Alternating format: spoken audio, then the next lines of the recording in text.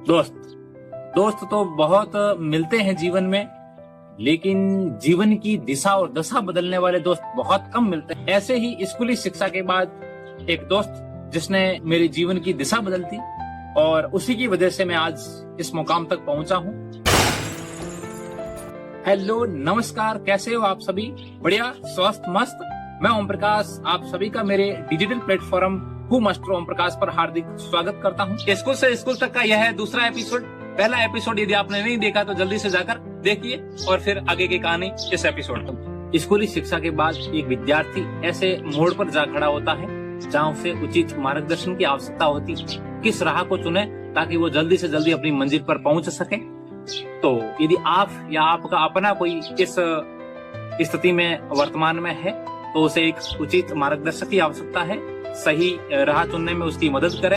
ऐसी ही स्थिति जब मेरी थी तब मुझे कॉल आता है एक दोस्त श्रवण पूनिया का, जिनका मैं बहुत बहुत आभारी हूँ।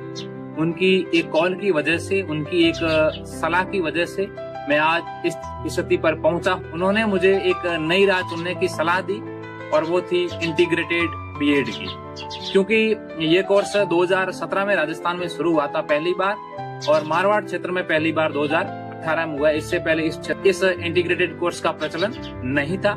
तो हमारे लिए और इस क्षेत्र के लिए एक नई राह थी, जिसमें उसने मुझे बताया कि इसमें 1 साल बचेगा अपना, क्योंकि वैसे पता है कि ग्रेजुएशन के 3 साल और उसके बाद 2 साल बीएड के तो 5 साल लगती, लेकिन मुझे उसने ये बताया कि 1 साल बचत है।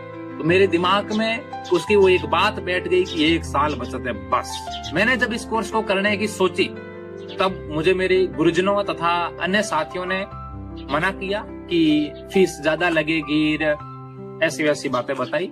1 साल बचत होने से क्या होगा, वैसे भी तो 1 साल कहाँ भर्तियां आती है समय पर। लेकिन मेरी उस 1 साल की बचत और एक सटीक रणनीति के कारण मैंने जैसे ही बीएड पूरी की उसी के साथ मैं सरकारी सेवा में चयन, एक नहीं बल्कि 2 सरकारी सेवाओं में चयन।